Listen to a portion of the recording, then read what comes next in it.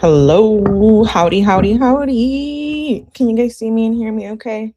Oh, it's hump day. Happy hump day, everybody. Welcome back. We're not talking about JLR today. We're on to another crazy, Laura Owens. Hello, hello. Let me say hi to everyone. Welcome back. If you're not familiar with Laura Owens, she is the one who, she's a fraud, forgery, faked pregnancies. It's a wild case. We just started getting into it. We haven't finished the investigation report, so we're going to continue on that today. I want to finish it before we move on to all the court hearings, text messages, all of that. We will also be catching up on 𝗠𝗲𝗹𝗆𝗆 tomorrow, but I will be dropping 2 videos tonight. So definitely make sure you support and please hit the like button on your way in today. Every day when I'm live, please. And let's get started. Let me see. I see Adrian. Hi, Adrian. Hi, Debbie. Rudy, 𝗍𝗲𝗃 Amazing Life. Hello, hello. Good to see everyone. Yes, yes. Please hit the like button. Okay, so let's have a video, a short clip. Laura with her fake belly. This video was sent to me by 𝗠𝗲𝗹𝗆𝗆𝗆𝗍𝗍. So a friend of the chat. I wanted to just show you guys this video. She's faking her pregnancy belly here, which is insane. This is wild. She was injecting herself with hormones so she looked pregnant, so she could lie and scam men. Yes. She kind of does look pregnant, huh? Wow. Yeah.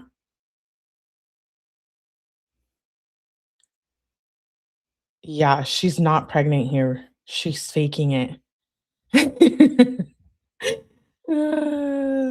I can't believe it. Yeah. Okay. So I wanted to show you guys that before we got started with the report. Wild. Oh, I did forget to pull up. Hold on. I want to play a video for you guys too after we're doing the reading. Dave Neal has been covering her case from the beginning, but I will get into that later. Okay, I'll play these after we do the reading. She looks like my brother-in-law. Stop it. Hi, Lieutenant Kenny. Yeah, holy crap is right. I know. I can't get over her faking all these pregnancies. Okay, so we left off here. I'll put the chat up. We left off where we heard about Clayton, his side of the story. It's been a couple days because I've been covering the JLR stuff. So this is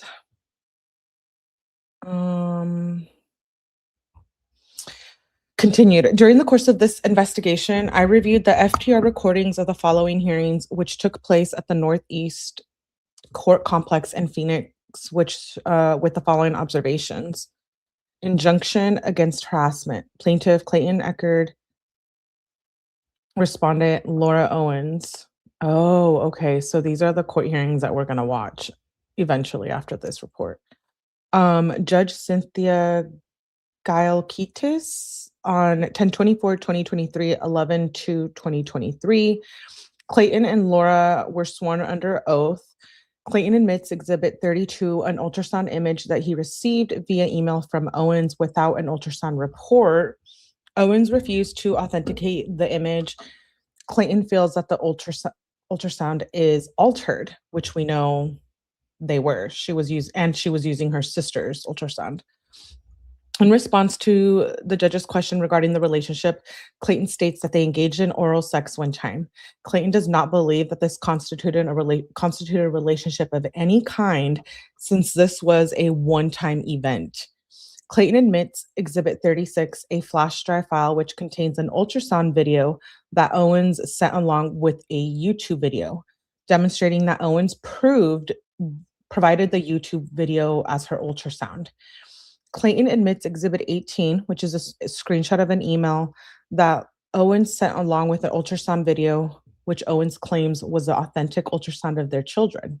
Clayton also admits a YouTube video from over 6 years ago, which is within the video that Owens sent him. Clayton admits Exhibits 1 through 13. These are items that tend to show harassment at the hands of Laura. These include compilations of emails and various phone numbers used by Laura. Laura's attorney, Joshua Lopez, but I guess she's been through okay, 𝗠𝗲𝗹𝗆𝗆𝗆𝗆. That's her name? Okay. That's kind of hard to say, but thank you. We'll have to make a list of all the attorneys she had because apparently she had more than Sarah Boone, which is wild. But her attorney at this time, Joshua Lopez, was cross-examined Clayton. During this process, Clayton confirmed that he's a real estate agent and that in May of 2023, he and Laura had been intimate. Clayton also agrees that Laura had claimed since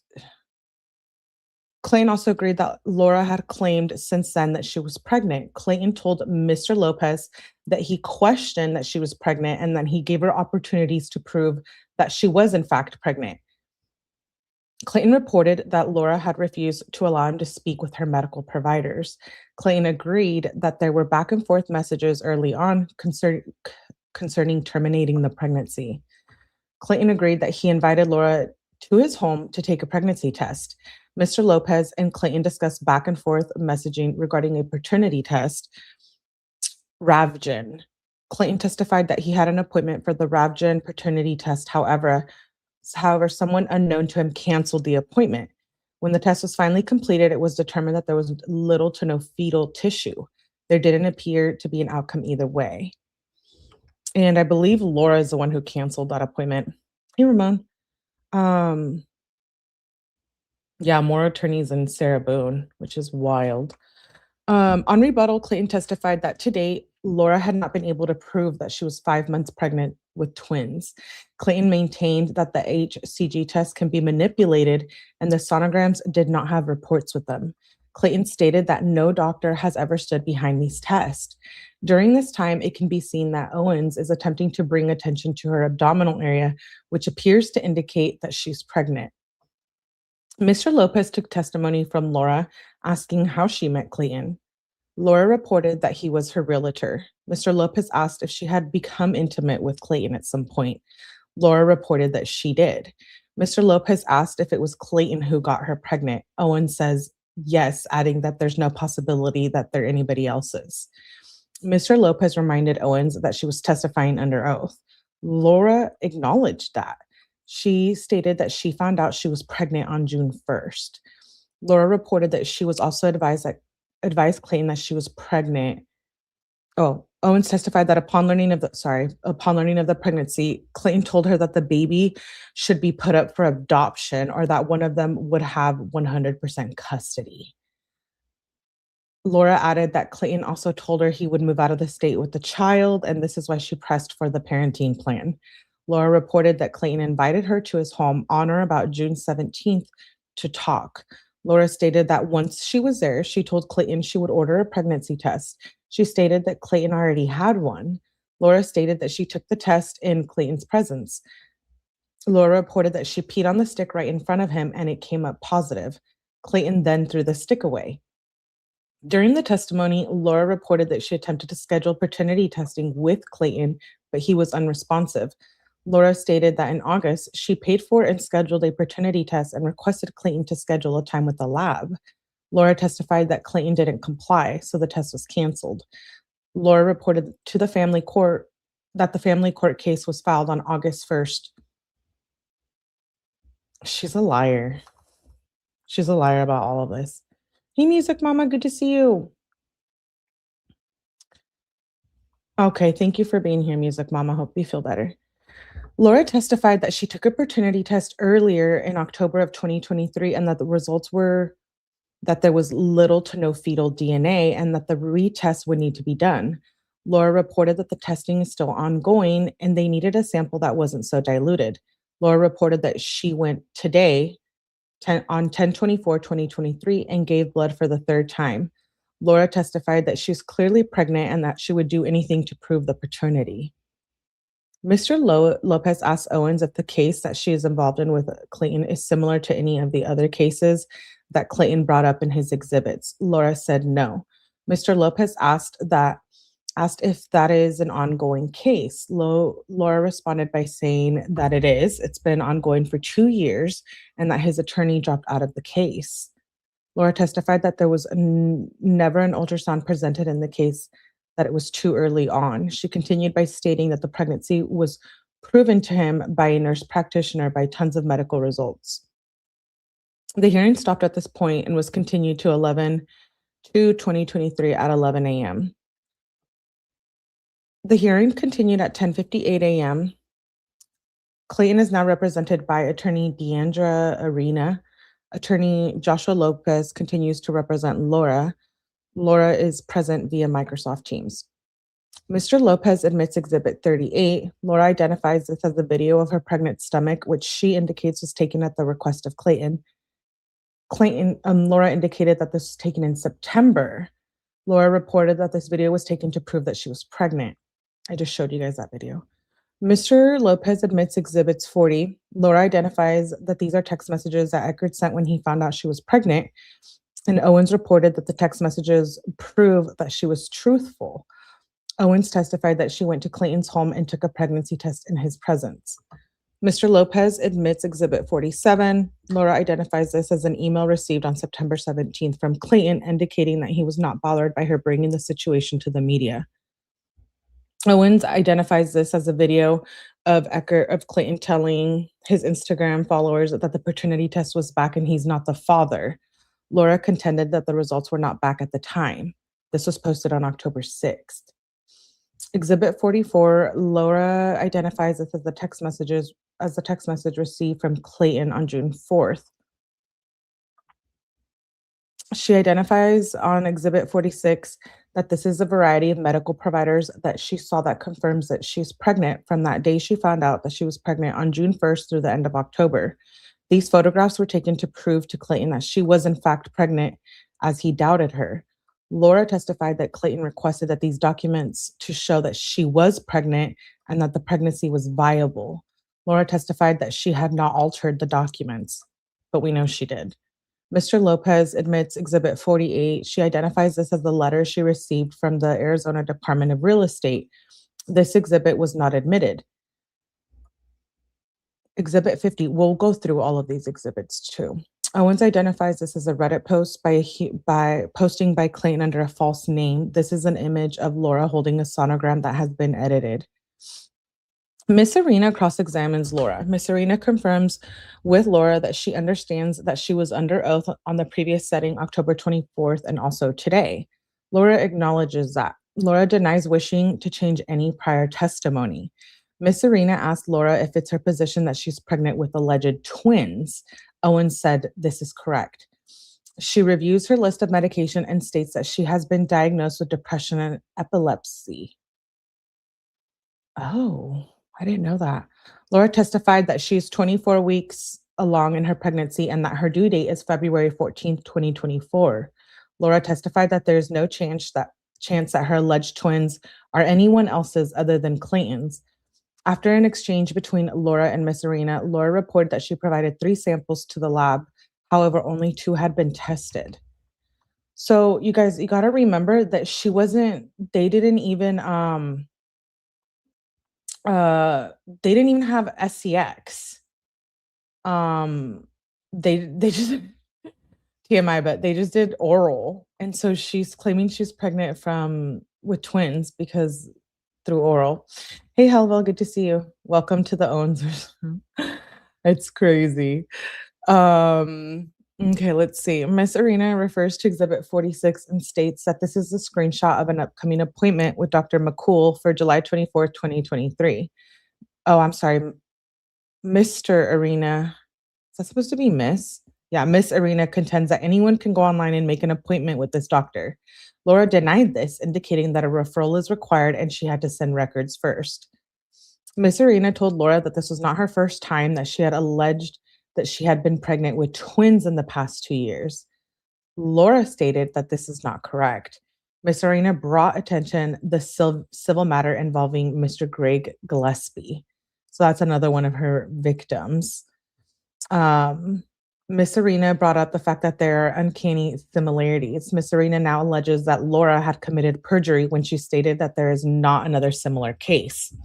Oh, excuse me, I have to sneeze.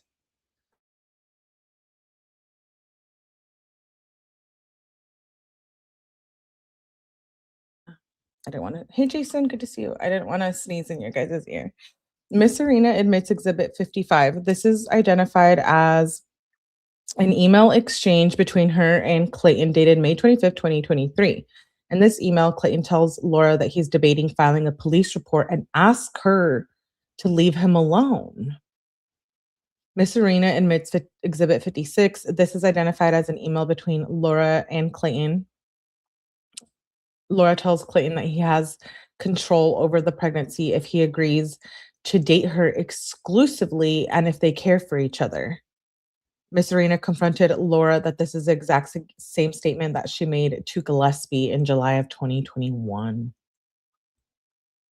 Miss Arena asked if it's true that she alleged that she was pregnant with twins with Gillespie in June of 2021. Laura said no. This was an email that he doctored in 2021. Laura testified that she never said she was pregnant with twins. The order against harassment was issued after closing arguments. Whoa. Order of protection. Plaintiff Laura, respondent Clayton, Judge John Duty, October 25th, 2023. Laura is represented by Joshua. Clayton represents himself, which we heard about in the interview in the last live. Judge Duty places both Clayton and Laura under oath. Laura begins by outlining the relationship between herself and Clayton. She stated that he was her realtor to begin with. Then they were intimate one night in May of 2023. Laura testified that they had a sexual relationship at his home. Laura alleged that she had learned she was pregnant on June 1st, 2023. Laura felt that Clayton would not believe this, so she went to Banner Urgent Care and had her pregnancy confirmed there. Clayton wasn't advised. Laura testified that there's no one else that the unborn child could belong to. Owens testified that she had not been intimate with anyone since March of 2022. An exhibit of a text message. Mr. Lopez asked Laura if she had taken steps to prove to Clayton that she was pregnant. Laura stated that she took a test in Clayton's presence. She peed on the stick in front of him. Laura reported that she also asked Clayton and his family if they wanted to accompany her to her first ultrasound.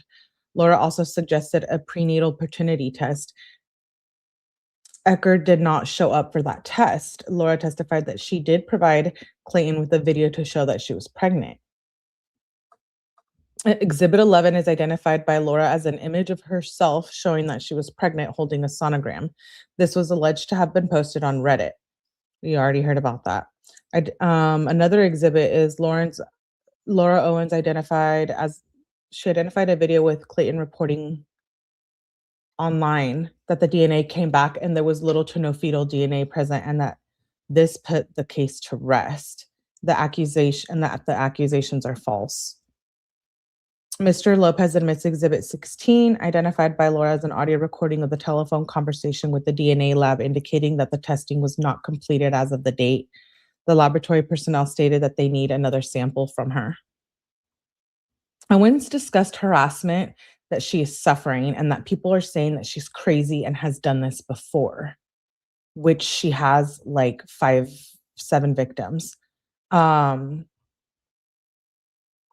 She needs an evaluation. If she doesn't get jail time, I will be so pissed off. She did this to like 7 men. I don't understand why they wouldn't give her jail time.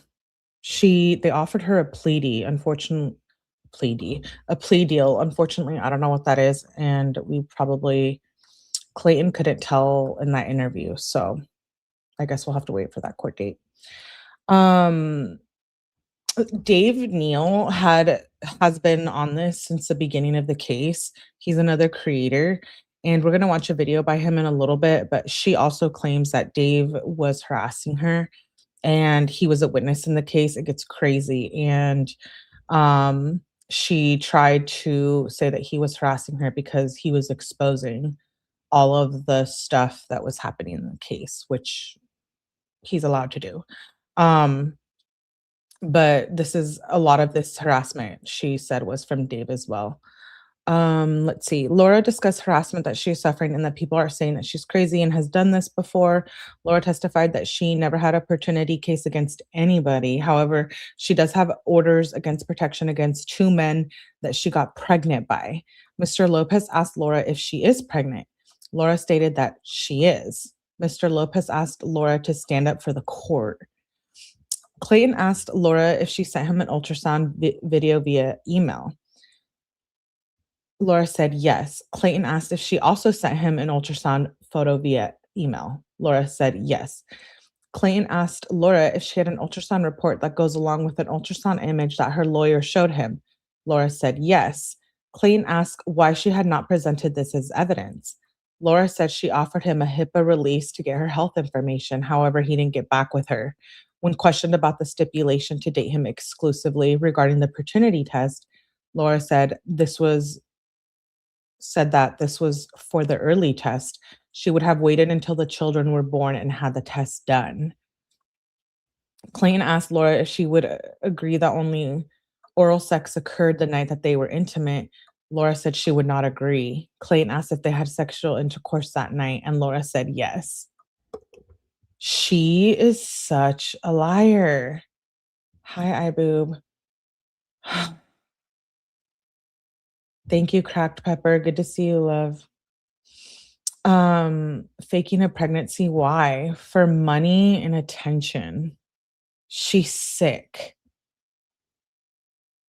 Clayton testified that the fetal DNA test all showed little or no fetal DNA present and that Owens has never been able to prove that she was pregnant with his twins. He has requested it and has not received any. Laura has not allowed him to speak with any of the doctors that have administered the ultrasounds. Clayton testified that Laura attacked him as a public figure. Clayton said that he has a following online from a reality show on public television, The Bachelor.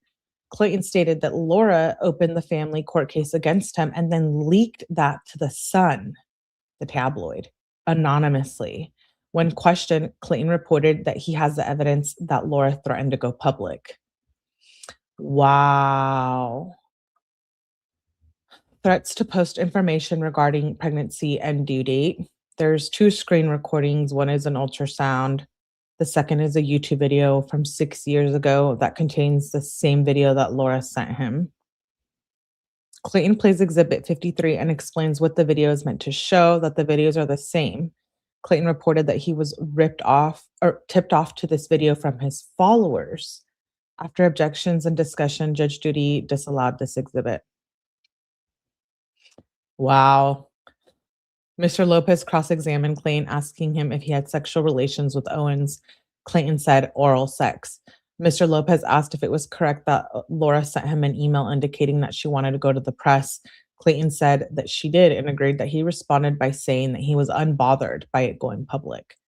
During closing remarks, Clayton stated that he is a public figure and is trying to protect his reputation. Everything that he does is based on his reputation, and he has lost thousands of dollars due to those accusations. Clayton stated that he sells real estate, he speaks about mental health around the country, and he trains clients online. Clayton said that he has evidence that proves he's losing money due to these claims. The judge had questions regarding an exhibit, an image of Laura displaying her pregnancy along with a sonogram image. The image was posted online. Clayton denied posting this image. Laura testified that she had not sent the image to anyone other than Clayton. The judge considered the testimony and evidence and issued an order of protection. So in the last live, we saw the ultrasound picture that was her sister's.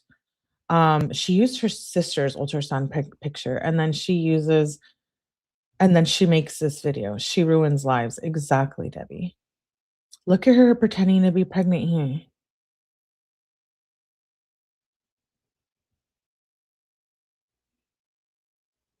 That's crazy. That's absolutely insane. Um, okay, so the next court hearing is family court.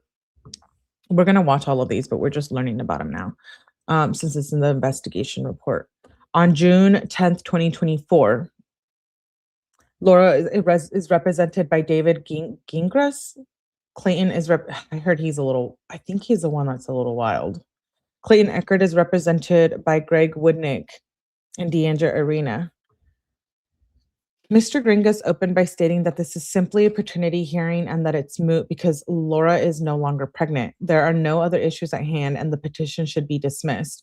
Mr. Woodnick countered by saying that the court not only has the establishment of paternity matter, but also that there was fraud perpetrated on the court in multiple proceedings and that the attorney fees and sanctions can be ordered in this case.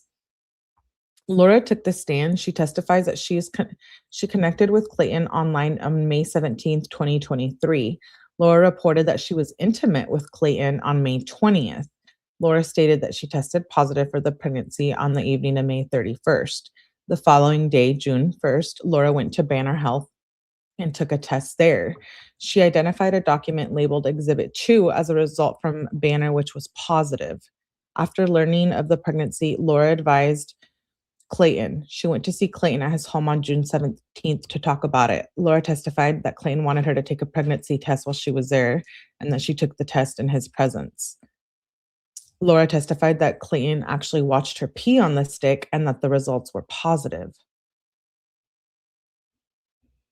I guess I should look into that because how were all those tests coming up positive? Hey, 𝗍𝗵𝗶. Because she was taking the 𝗏𝐶G, but I don't know. That's wild.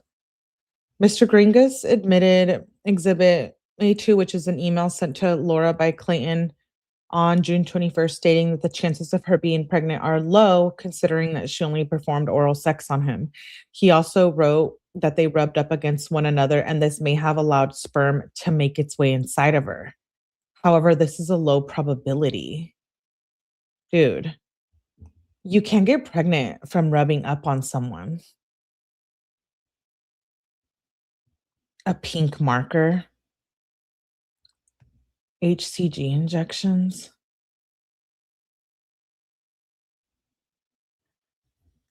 Oh, so that's why they were all coming up. Wow. I thought 𝗏𝐶G was, I guess I had it backwards. He also wrote that they rubbed up against one another. Dude, rubbing up against another, can you really get pregnant? Wait, let's ask, let me see. Let's go ask AI. Can you get pregnant from just rubbing? Short. Wow, it says it's unlikely, but not possible. When pregnancy is very unlikely, if you're just rubbing external genitals, no penetration, and no semen gets near or inside the vaginal opening. When there is a risk, pregnancy can happen when semen gets on or near the vaginal opening. We're having a little sex ed class at Mally's today. Even with penetration, sperm can travel into the vagina. Wow. Bottom line, dry rubbing equals no pregnancy risk. I guess I would need to know.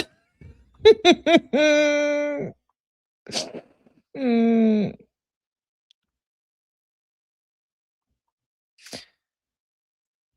During doing the old moment soak, is that what that is?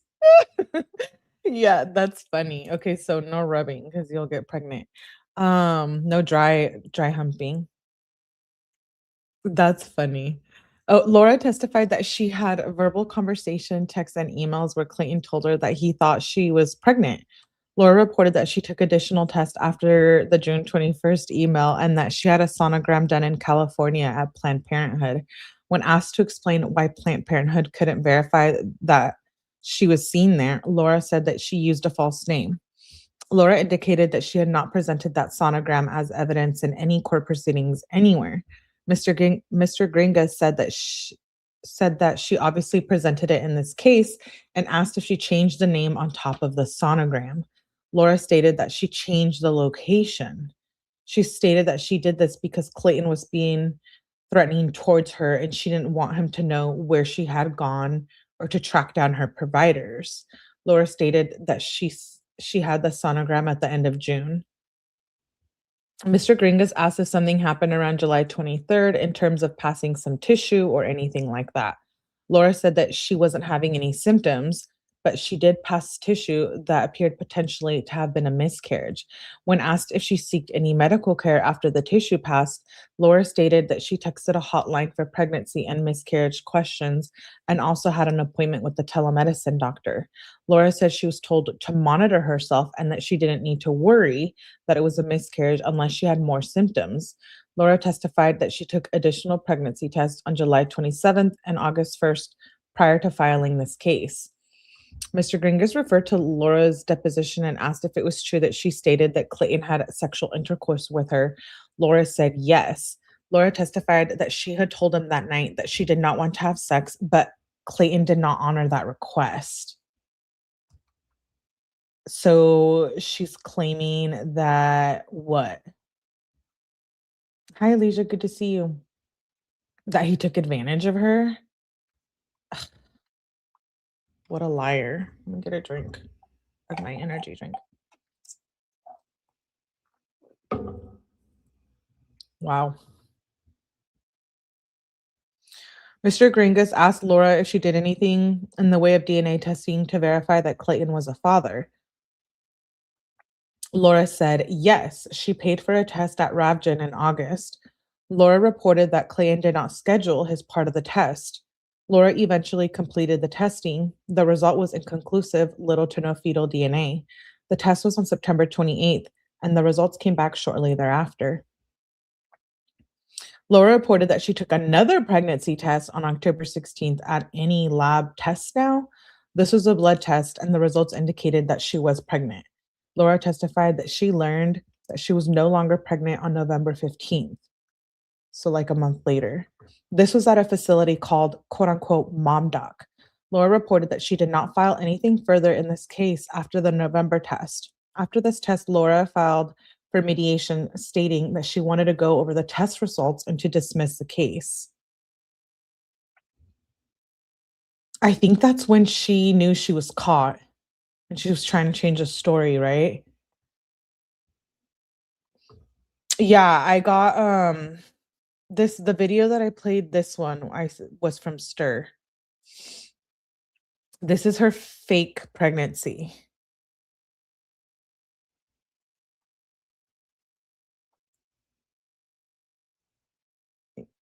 She is evil. Yeah, she is. Debbie, you're right. Hi, Abuelita. Good to see you. Hope you feel better. Once we finish with the investigation report, we'll get into all the videos and texts and all of that. I'm not going to miss anything. I am going to play 2 videos from Dave Neal, so I hope he's cool with that, but I guess I'll have to reach out. Mr. Gringas redirected. I know Laura Owens strikes people if people use her stuff. So I did get a heads up about that she's crazy about it. So I'm not using anything from her. That lady is crazy. Mr. Gringas redirected to proof of pregnancy and asked Laura if she took a photo of the test that she took on May 31st. Laura said yes, and that she took the photos referred to as "day 11." She sent that photo to Clayton. Mr. Gringas then referred to a photo labeled day 21, which also shows a positive result. Laura agreed that I'm just like shook. Laura agreed that this is a test that Clayton gave her. Clayton photographed the test and sent it to her. Laura testified that she did nothing to tamper with any of the results of these 3 tests. She also testified that she did not use any drugs, hormones, or substances to alter the outcome of the test. Laura testified that she did not use anyone else's urine to change the outcome. See, this is why she needs to do time. How are they better give her time for lying in court. That's ridiculous. Um, I was gonna try to pull up her charges. I'll have to pull it up in a second. Hey, Lupe. I wanted to show you guys. We'll get back to that. Let's continue. Mr. Gringas referred to Clayton's deposition and stated that he testified that he wanted to make sure that she didn't bring anything in the bathroom, but she couldn't pee in front of him because she said she had stage fright. So he closed the door so she could pee. Laura testified that he's correct. She had stage fright, but she did pee in front of him. Laura said that Clayton insisted that she do that. Exhibit A2 is where Clayton writes that it's important that they do a paternity test because if she is pregnant, there's no question that it's his. Laura indicated that Clayton wanted her to take a paternity test and that if she didn't file this case, that he would. Ooh.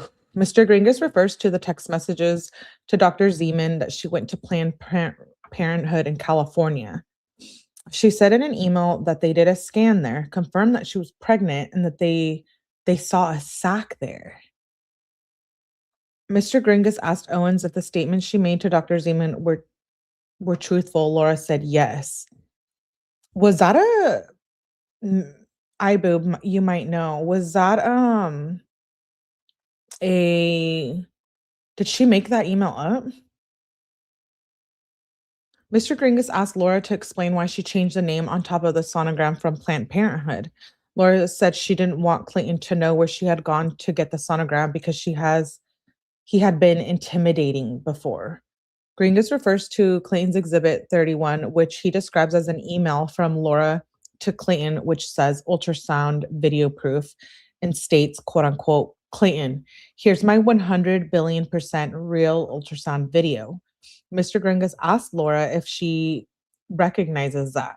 Laura said it's not an email that she has sent, but she has seen it since. Laura denied sending that email to Clayton. Laura denied ever sending Clayton an email with an ultrasound video attached. Laura said she suspects that Greg, the previous victim, sent that email to Clayton. Laura stated that Greg had hacked her email before and has admitted to hacking other people's emails. Laura again denied sending Clayton the email. Wow. Mr. Gringas refers, poor Greg and Clayton. Email is real. It's part of the code. Okay, so we'll see it. No, she has court in, I think I said July. Let me see. July 29th. And she's being charged with 14 counts of fraud, forgery, perjury, tampering with physical evidence, taking the identity of another, theft by extortion. And there's like doubles of all of them. So I hope. She was indicted for 2 victims. Court is in summer. Yeah. She better get jail time. And she put her parents through bankruptcy with all her crimes. Right? They had to file for bankruptcy is what I heard. Oof. Her dad's an old radio show host from the Bay Area. Mr. Gringas refers to Clayton's Exhibit 9. Laura recognized this as an October 14th email from her to Clayton regarding a sonogram video. Laura writes that it matches a still video that Dave Neal sent to her. So Dave Neal is who has been covering this from the beginning. He knows everything about this case. He was actually, I believe, he's a witness or was in one of the cases. Um, it's 14 felonies, right? Yeah. So I would assume she gets jail time. I know she got offered a plea deal, so if she's outliving her life, I don't know. I don't know. Um, I haven't seen anything of her recently. I'm just wondering how she's acting because you might be able to tell. We might be able to tell, but I would assume she's going to be serving some jail time. Let's see. Laura writes that it matches a still video that Dave Neal sent her. Laura indicated in the email that this is not her ultrasound. Mr. Gringas asked who Dave Neal is. Laura said he's a content creator.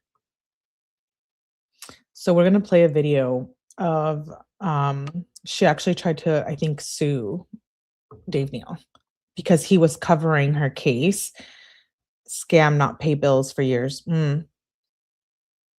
Hi, Stir. Yeah, thank you for the videos. Bankrupt is not just because of Laura Owens. Parents have been mismanaging their money for decades. You didn't, Stir? That's weird. YouTube didn't send out notifications. That's poopy. I saw the live by accident. Oh, well, thank you for being here. Yeah. Dave Neal like followed this from the beginning. I'm gonna play 2 videos by him once we go through this.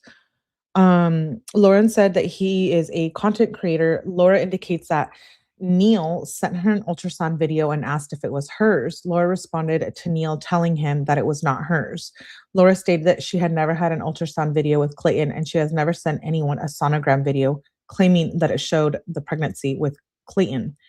Also in the email, Laura stating that he was high that night and may not recall, but he was on top of her on the couch and was begging her to let him put it in, and she said no. What a freaking habitual liar. Wow. So she's basically saying that he took advantage of her too. Laura indicated in the email that she thought he was just fingering her, but he stuck it in briefly. Whoa. Laura said she wrote this to Clayton and it is accurate. Laura stated that it's what happened that night on May 20th. According to Laura, Clayton did not reply to this email or deny that this is what happened. Laura denies doing anything to tamper with any test, such as taking any drugs or injecting herself with anything. This was a blood test. The blood was taken by a phlebotomist. Laura testified that she filed for mediation 2 days after this test. Laura indicated that she understood that this was probably not going to be a viable pregnancy after she received the results, but still believed that she was pregnant. Laura describes Exhibit A11 as records from MomDoc on November 14th, 2023. The pregnancy test was found to be a negative. Exhibit A6, her pregnant stomach, her fake videos. Laura testified that she did feel symptoms of pregnancy between the dates of May 20th and November 14th. Well, no shit when you're injecting yourself with hormones. She's lied about everything. I'm new to the case somewhat, so that's why I get confused because I'm like, is everything a lie? How am I supposed to learn about it if everything is a lie? Let's see. Laura testified, okay, the symptoms include morning sickness, nausea, and tender breasts. Laura believed that she weighed 133 pounds when she was seen at MomDoc on November 14th. Laura stated that she is currently 91 pounds. Laura testified that she was pregnant with Clayton's children, that she believed she was pregnant by Clayton and had no reason to think that she wasn't when she filed this case. Deandra Arena cross-examines Laura. Miss Arena reminded Laura that she was under oath and had to testify truthfully. Laura agreed that fabricating or doctoring evidence is dishonest and unreasonable behavior.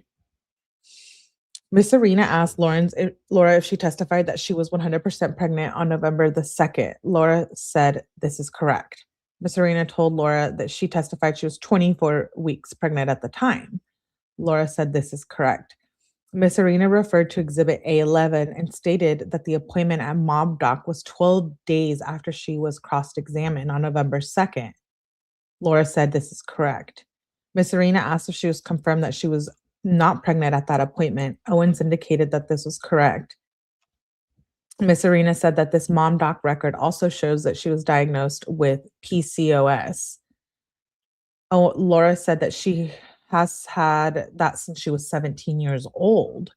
Miss Arena reminded Laura that at the previous hearing, she asked her about any physical health diagnosis that she had. Laura did not recall. Miss Arena told Laura that she failed to mention that she had PCOS. Laura did not recall but was willing to take her word for it. Miss Arena told Owens that she failed to mention that Dr. Chan and Dr. Yi diagnosed her with cancer in 2016 and apparently removed one of her ovaries. Laura denied that this happened. Wait, so she didn't even have one of her ovaries? What the heck? Laura denied that this happened. Miss Arena told Laura that according to what she self-reported to Mom Doc, they listed a miscarriage date of August 12th, 2023 at 8 weeks pregnant. Laura said yes, but she was also never pregnant in 2019, so she doesn't know where that came from. Miss Arenas confronted Laura with the fact that if she miscarried at 8 weeks pregnant, that would not line up with her alleged conception date with Clayton. Laura said that she doesn't know and that she never told them that she was 8 weeks pregnant on August 12th. Holy shit. Miss Arena told Laura that on her Mom Doc record and during her deposition, she testified that she reported that she passed 2 sacs that appeared to have a membrane. Miss Arena referred to Exhibit B49 as her deposition record. Miss Arena asked Owens if she recalls sitting for a deposition on March 1st, 2024. Owens did recall. Miss Arena offered Owens to page 149, line 18 through 21, where she states that she started spotting, meaning she was having a lighter period, in August or September of 2023. Laura stated that she wasn't having a light period, but she didn't end up getting a period until November. Miss Arena directed her to page 151, where Laura claims that she passed the 2 sacs that appeared to have a membrane in September or October. Laura said this is correct. Miss Arena told Laura that in the Mom Doc record, she stated that she passed 2 sacs a few weeks after her alleged ultrasound at Planned Parenthood. Laura said it was a few weeks after. Miss Arena said that there seems to be inconsistency there. Laura agreed and said she wasn't sure what the date was. Miss Arena told Owens that she claimed she had an ultrasound in Southern California at Planned Parenthood. Laura said that this was correct, and Miss Arena told Laura that during her deposition, she testified that the ultrasound was in Mission Viejo, California at Planned Parenthood on July 7th, 2023. Laura said that she did say it was there. This is where she was staying at the time. Miss Arena told Owens that while being questioned by her attorney, Mr. Gringas, she stated that she went to Planned Parenthood under a fake name. Laura indicated that this is correct. Miss Arena told Laura that she never told her office that she used a fake name while knowing that they were seeking her records from Planned Parenthood due to the alleged ultrasound she had there. Laura said, right. Laura said she thought that the entire purpose of going to Planned Parenthood was to remain anonymous, and that was one of her protections. Miss Arena directed Laura to Exhibit 28 and asked if this is a true and accurate picture of an ultrasound that she claimed she got at Planned Parenthood in Southern California. Laura said it looked like it. Miss Arena pointed out that the image does not say Planned Parenthood. It says SMIL. Laura said this is correct. Miss Arena told Laura that she admitted in her deposition that she altered the image from Planned Parenthood to SMIL on the Adobe program at her house. Laura said, correct. Miss Arena stated that during the deposition, Laura testified that the date on the ultrasound was July 7th, 2023 was correct and had not been edited. Laura using Adobe to edit fake ultrasound pictures is absolutely wild. Um, I wanna watch the courts in order, so we will. We'll watch it for sure. Um, Laura stated correct. Miss Serena stated that during oh, I already read that part. Miss Serena told Laura that she later admitted that she lied about altering the July 7th date. Laura said correct. Miss Serena told Laura that on April 16, 2024, she executed an affidavit stating that the actual ultrasound date was, which was already doctored, was July 2nd, 2023. Laura said correct. Miss Serena reviewed that she had changed the date from July 2nd to July 7th and utilized the altered ultrasound to try to convince Clayton, the court, and the media that she was pregnant with Clayton's twins. Laura responded by stating that this was never submitted to the court. Miss Serena asked Laura if she was aware that the Planned Parenthood has no record of the ultrasound for her. Laura said yes, for her real name. Laura agreed that she did not provide the office with the name that she used. Laura contended that she did receive an ultrasound from Planned Parenthood. Wow. Miss Arena told Laura that the response from Planned Parenthood reflects that she had scheduled an ultrasound appointment for July 2nd, but she failed to attend. Laura said, correct. Miss Arena told Laura that the response also states that the ultrasound image that she states was from Planned Parenthood was not from Planned Parenthood because it was not consistent with the ultrasound images generated by their practice. Laura said, not by the one in Mission Viejo, correct. Miss Serena and Laura argued at this point for a bit. Then Miss Serena stated that the request was for all of the Planned Parenthoods in Orange and San Bernardino counties. Laura stated that it didn't cover Los Angeles. Miss Serena asked if she was now saying that she went to Planned Parenthood in Los Angeles. Laura said yes. Miss Serena asked when she went to Planned Parenthood in Los Angeles. Laura said it was on July 2nd. Miss Serena told Laura that in her deposition, she reported that she passed 2 sacks in September or October. Laura agreed. Miss Arena said that she then changed the date and claimed that she passed 2 sacks on July 23rd, 2023. And Laura agreed. Miss Arena told Laura that she actually had an appointment with Dr. McCool, who she reported was her high-risk parentologist for July 24th. Laura stated that this is correct, but she had canceled days prior. Miss Arena stated that she was scheduled for August 7th. Owens indicated that this is correct. Miss Arena told Owens that she had 4 appointments scheduled with Dr. McCall that she never attended. Laura said that this was correct. Miss Serena confronted Owens, telling her that she didn't attend these appointments because she knew this would have resulted in a medical record that stated she was never pregnant. There was a sustained objection and the question wasn't answered. Miss Serena told Owens that during the November 2nd hearing, she denied that the DNA test result came back with little to no fetal DNA. Laura stated that she said it was little to no fetal DNA and it was inconclusive.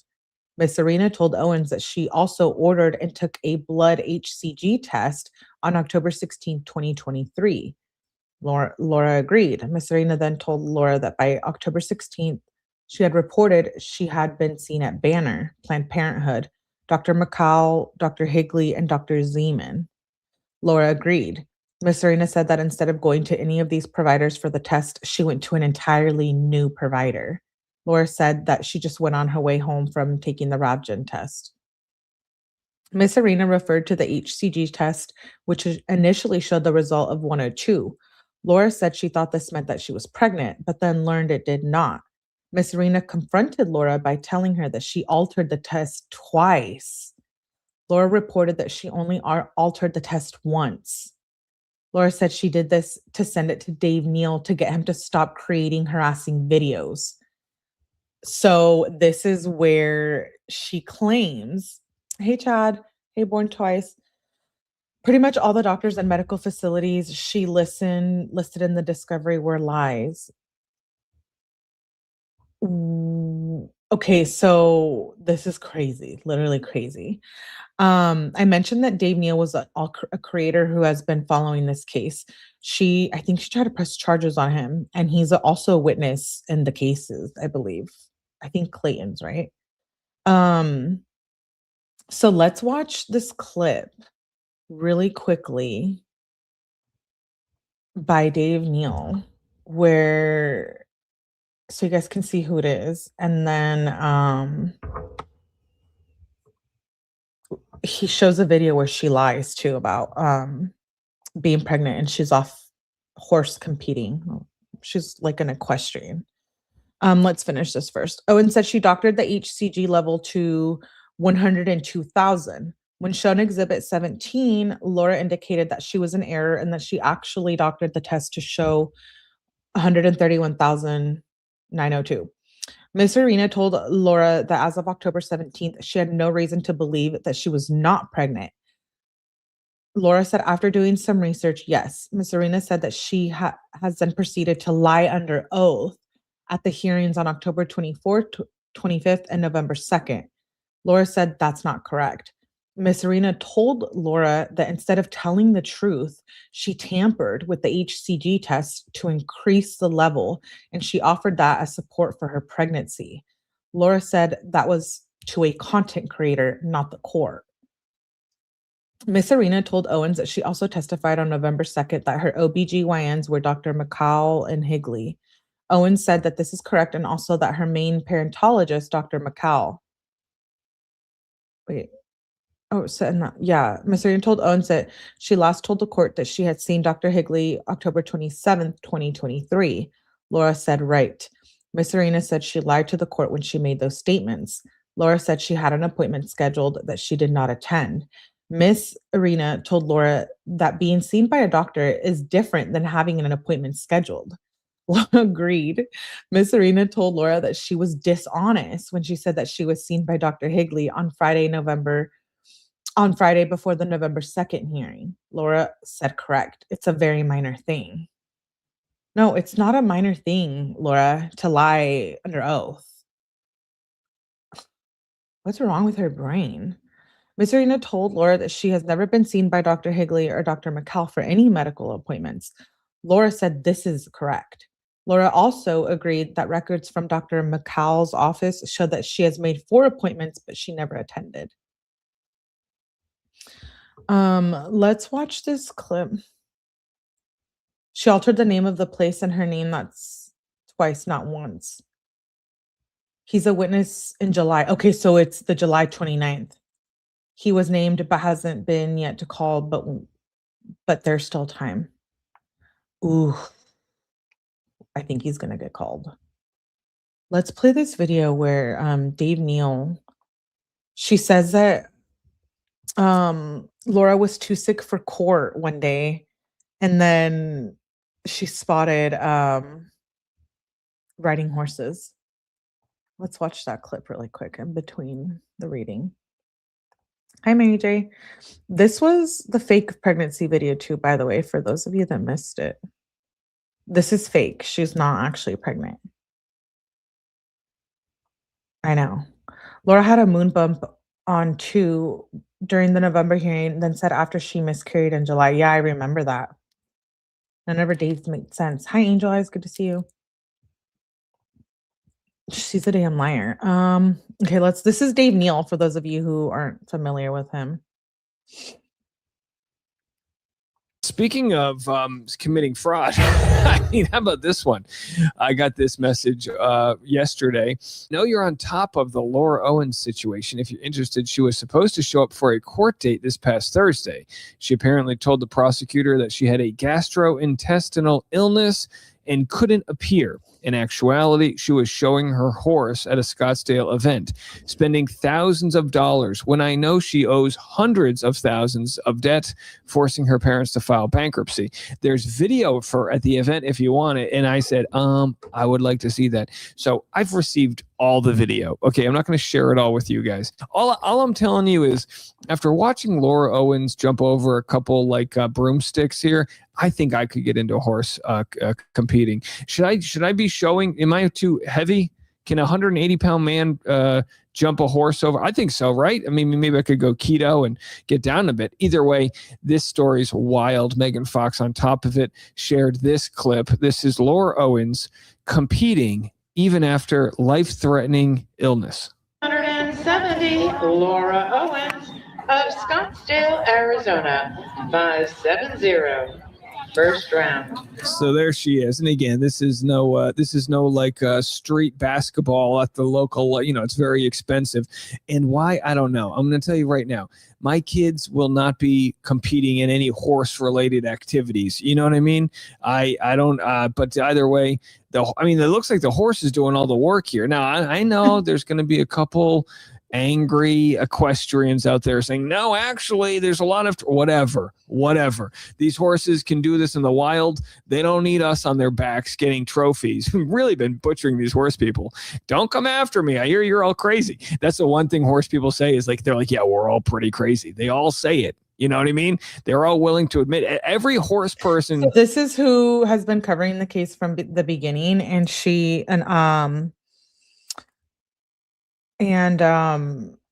he's the one who we're just talking about that might be a witness in the case, Dave Neal. Yeah, I just wanted to show this video because she lies about everything.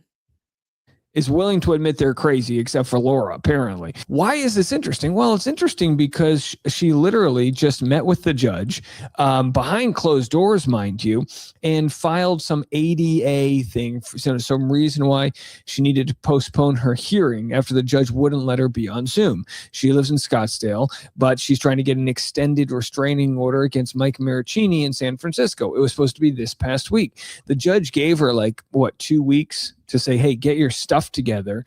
But Laura tried to have, some, nurse show up in the Zoom and say she was sick, even though the nurse probably only met with her through telehealth.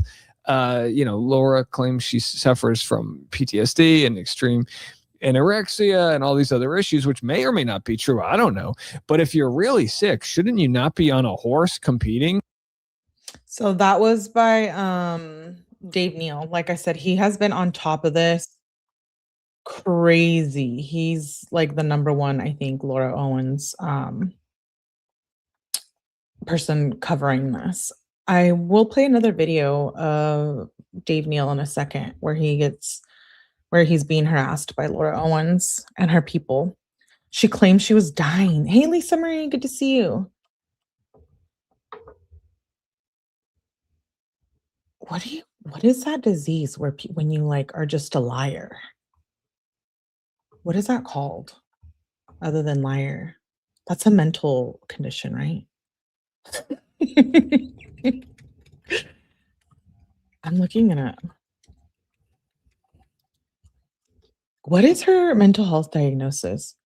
Oh yeah, it's called pathologically lying. It's considered a behavioral disturbance, often linked to underlying mental health disorders such as personality disorders, trauma, or compulsive behaviors. It can serve as a dysfunctional coping mechanism, a sign of low self-esteem, or a sign of deeper psychological issues rather than just quote unquote being mental. Pathological liars tell excessive, fantastical, and habitual lies that often offer no clear benefit or motive. Personality disorder, lack of empathy, manipulation, narcissistic personality disorder, need for admiration, and borderline personality disorder. Oh, my opinion is Laura meets all of this. Will we come across some mental health paperwork? Pathological? Yes, thank you, DM. Oh, I needed a break from that crazy, but JLR and Laura, I said this in my post on X. I said they might be perfect for each other. Don't you think? Maybe Laura and JLR can team up and they can scam people with pregnancies together.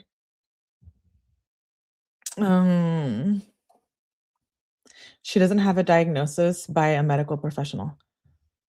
The court should order her that in July. Whatever plea deal, mental health should be in that, and I will be pissed if it's not.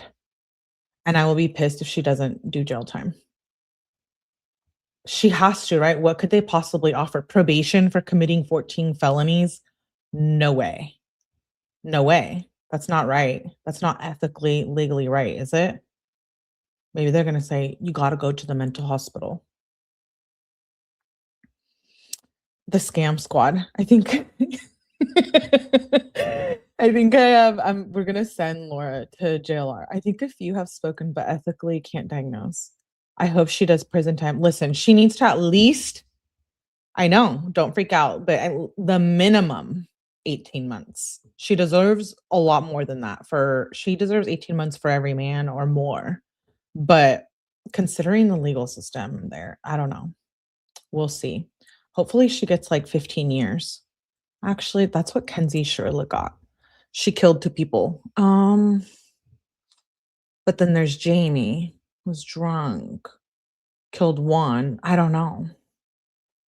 We will all be upset, especially the victims. I don't want less than 5 years. Kendrick Lamar, they're not like us. I'll be really pissed too. I want to go to this court hearing. By then, we'll be all caught up. I'm doing a Laura Owens live every day this week. So we're going to get through all the court hearings, text messages. I'm going to try to get through them. But I would like to go to that in July. For sure. Let's continue. Miss Arena told Laura that on November 2nd hearing, she had a due date of February 14th, 2024. Laura said, this is correct. Because I am somewhat close. Yeah. Yeah. Wouldn't that be cool? Okay, I'll look into it.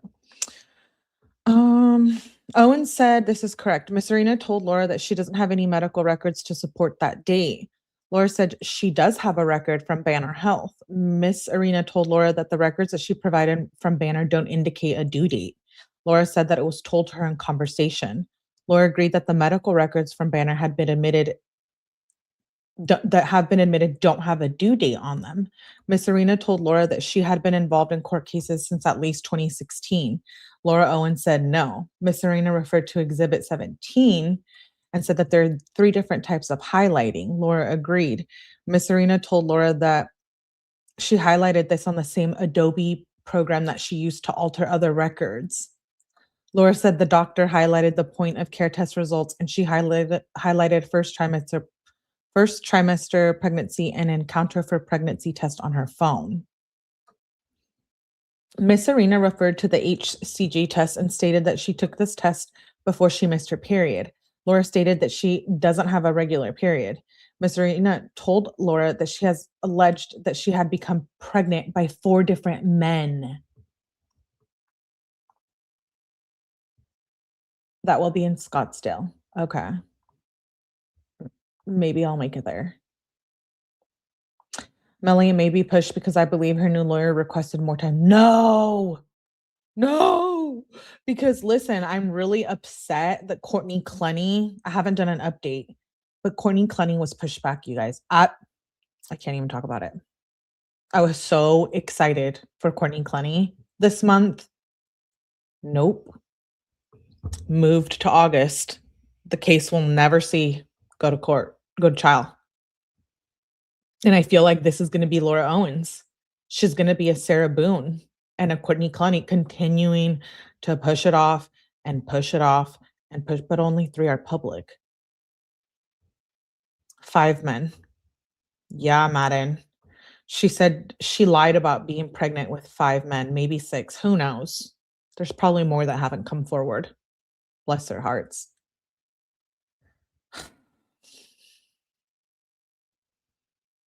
I'm shook. I thought 𝗠𝗃𝗃 was crazy enough. I'm dropping a 𝗠𝗃𝗃 video tonight. By the way, peep it. We'll continue the text message reading tomorrow, but I thought it couldn't get any worse. I really didn't think it could get any worse. Okay, let's continue. Laura stated she doesn't get a regular period. She had become pregnant allegedly from 4 different men. Laura agreed. Miss Arena said that all 4 of those men told her in one way or another that they believe she fabricated those pregnancies. Laura said that the first was not so specific about that.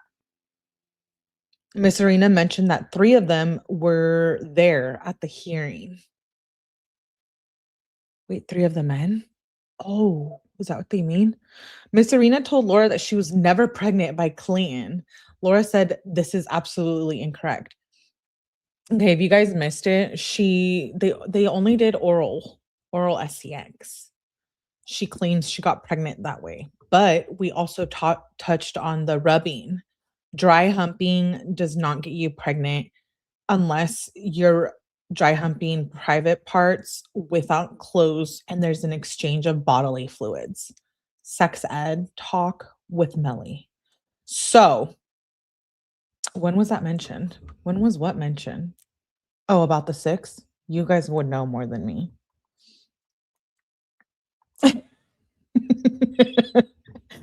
Please don't dry hump when you're dancing. Mr. Gringus began redirect. Mr. Gringus referred to exhibit. Okay, a timeline. Mr. Gringus asked Laura regarding Banner if she authorized Mr. Woodnick or his firm to get records from Banner. Laura said yeah and confirmed that Mr. Woodnick received records from Banner. Laura also testified that she believed the 102 HCG reading meant that she was pregnant. Mr. Gringus called Dr. Michael Medchill to stand as an expert in obstetrics and gynecology. Dr. Medchill testified that almost half of all pregnancies end in miscarriage. Mr. Gringus refers to an exhibit, his written report. In preparation, the doctor reviewed medical reports that are listed in his report. Dr. Medchill had a question regarding medications. Dr. Medchill obtained the medication records from Barrow Neurological Institute. He testified that there was over a 99% probability that Owens was pregnant in 2023. Dr. Medchill cited that he only considered provable facts. First, there was intimacy of some type. Secondly, she had a positive pregnancy at Banner. Third, she had a result of little or no fetal DNA on a test in September. This tells him that the pregnancy had failed by the end of September, even though she had a positive pregnancy test. Fourth, she still had a positive blood HCG test for 102 on the October 16th. Finally, the bleeding in November joined with a negative blood test at MomDoc indicates that the pregnancy was finally completed. All because she was injecting herself with hormones. Dr. Medchill indicated that the pregnancy was possible when genitalia are rubbed together. Oh, it's gin grass, not gringus.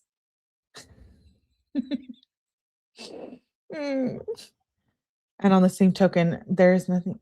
Whoa, what's going on here?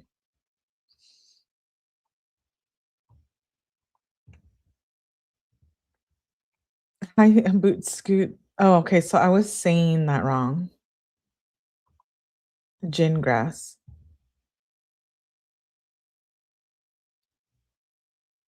Oh, it bugs him. I don't know who he is aside from this case. You're fine, Madden. Dr. Mitchell indicated, okay, so it was possible. I never knew that. I really never knew you could get pregnant from genitalia being rubbed together. How does the sperm survive outside? Oh, it's very unlikely, I think. Well, next time you're rubbing private parts, and you get pregnant, don't come to me and say I didn't tell you so. Dr. Mitchell, I'm just kidding, indicated that pregnancy was possible. The fact that Clayton denied there was sexual intercourse has nothing to do with the pregnancy. Dr. Mitchell's opinion was that there was no way of knowing when the pregnancy was no longer viable, but the pregnancy ended in November when the test was found to be negative. Dr. Gingrass asked Dr. Mitchell if he feels that he has relied on a tampered data set informing his opinion.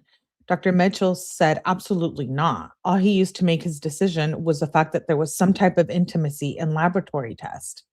Dr. Mitchell could not conclude that Clayton was a father as he had no DNA evidence.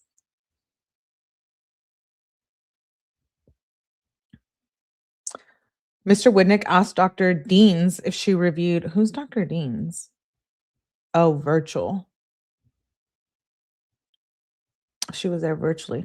If Dr. Deans, if she reviewed Owens' medical records, Dr. Deans indicated that she had. Mr. Widnick refers to Dr. Deans' report. Dr. Dean is tendered as an expert. Dr. Deans reported that she had concerns about the legitimacy of some of the records. Mr. Widnick presented Dr. Deans with exhibit an ultrasound from Owens and asked if she was aware that it was altered. Dr. Deans indicated that she is. Mr. Widnick told Dr. Deans that Owens claimed that it was anonymous and from Planned Parenthood and asked her for her thoughts. Dr. Deans stated that patients cannot be seen anonymously at Planned Parenthood. Dr. Deans was a former director at Planned Parenthood and reported that Planned Parenthood requires identification at the time of visit. The patient cannot be seen anonymously. Dr. Deans also reported that nothing she saw in the terms of records indicated that Laura was pregnant with twins.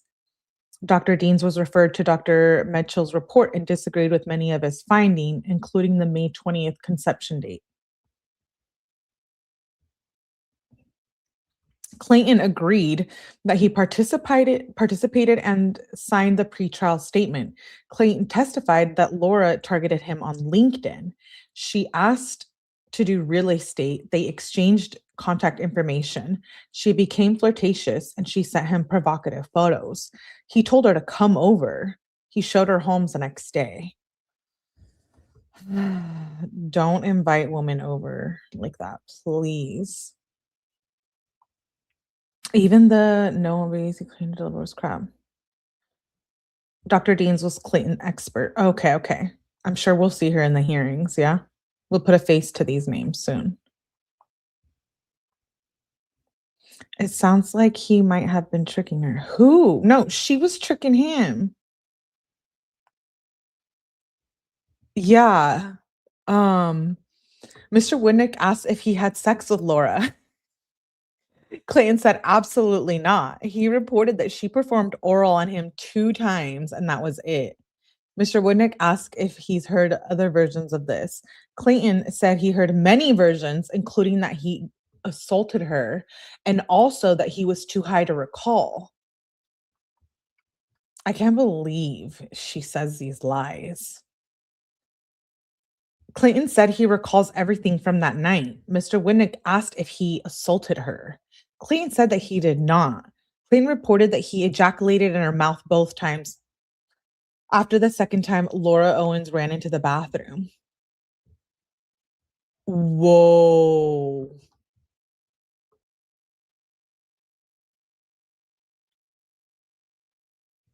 I don't think so. Okay, we'll watch that. Clayton was high on edibles. But he remembered everything. I don't think being high on edibles makes you forget that you had sex. Has anybody ever been that high? I'm just wondering. I used to smoke a lot and I never had that issue. Well, I take that back. Let me rephrase. I never had the issue of forgetting something. No, edibles don't do that. Exactly my point. Under Deborah, she also stated that she swallowed both times. I know, that's why I'm upset, because it gives Clayton terrible judgment. No one wants to be known for allegedly assaulting someone, graping someone, let alone. If he was that impaired, she assaulted him, not the other way. Right. She did it to multiple men. She's so gross, you guys. I can't even get over this case. Clayton denied that his fluids were never down there. Clayton reported that the following day he told Laura that he crossed a professional boundary and that it would never happen again. According to Clayton, Laura became very agitated and started crying and asked him to give her a chance. Clayton stated that 4 days later, she claimed that she could possibly be pregnant. Clayton denied that his penis ever went inside Laura. You know what? I have a friend that got pregnant and she knew. Like, hi, Mary Beth. Good to see you, love. she said she knew she was pregnant like 3 days later. So maybe everyone's different, you know?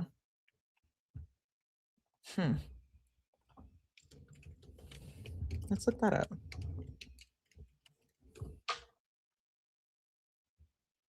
If you have unprotected sex 4 days before ovulation, you can get pregnant in 4 days.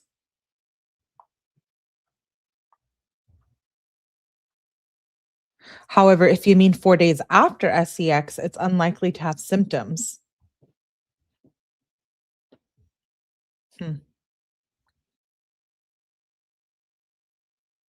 Oh, Mary Beth, we miss you. Okay, let's continue. So his PP never went inside her. Clayton testified to the extreme amounts of contact from Laura, including to his parents, friends, and business associates. That is stalker behavior. Clayton reported that Laura was claiming he was a deadbeat and was not supporting her through her pregnancy of twins. Mr. Whitnick admits Exhibit B7, an email from Laura that states, an email from Laura that Laura denies sending. In this email, Laura refers to her quote unquote tight vagina.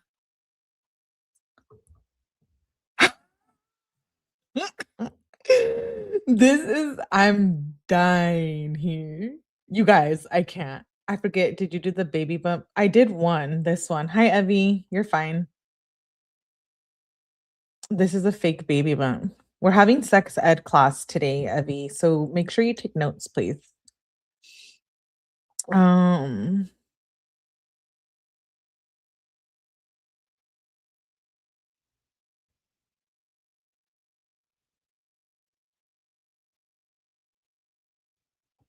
That's insane. Yeah, we'll watch this. Let's see. Responding to Mr. Woodnick's question, Clayton stated that the email read that if he would have felt how tight her vagina was, he might have changed his mind. Clayton surmised that she's stating that he never penetrated her. They never had penetrative sex. Clayton stated that an email dated June 28th, 2023, Clayton read the email titled "Having the Baby If I Don't Hear Back Tonight." She was threatening him. Exhibit B11, Owen sent him ultrasounds during this time period. Clayton said that she did, and that B11 is an ultrasound he received from Laura. Clayton describes how he knew it came from Laura. Clayton testified that this ultrasound video came from a YouTube video from 7 years ago. Clayton stated that he had seen 3 different ultrasound videos. Clayton testified that he received this from Bonnie Platter, a California attorney. Mr. Woodnick stated that Laura testified she did not use the video in any court proceedings, but it was admitted by Owens through her counsel as an exhibit at the start. There's a typo. February 2nd, 2024 deposition of him. Clayton reported that his deposition was posted on YouTube by Laura or her lawyer. Mr. Woodnick asked about Laura's deposition. Clayton reported that Laura did not show up for her first deposition. Mr. Woodnick asked what happened a day or two before Laura's second deposition. Clayton stated that she threatened to extort him for $1.4 million in order for him to drop the deposition and end the case entirely.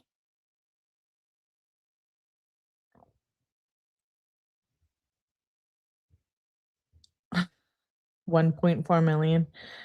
Judge Mata made her finding on June 17, 2024, finding for Clayton. Judge Mata also ordered the Maricopa County's attorney office to conduct an investigation regarding Laura for perjury and tampering with evidence.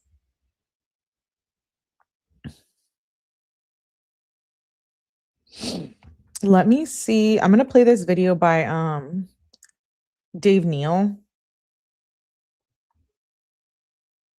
Hard to keep track. I know. I'm going to have to start writing like writing all this down. Yeah, thank you, Stir, for sending me that gluten baby burrito twins. That's funny. Okay, let's play this video by Dave Neal while I pull something else up. This next video, it's titled "Insane Update to Bachelor Clayton versus Laura Owens Case. I had to get the cops involved." So someone emails him with lies about Laura being suicidal, and he ends up getting the police involved. So Dave Neal's another creator, if you missed it, that has been covering her case. And Laura claims it's harassment because he was making videos and live streams about her, which is actually hilarious, but not hilarious because I believe he's a witness now, and he's now, involved.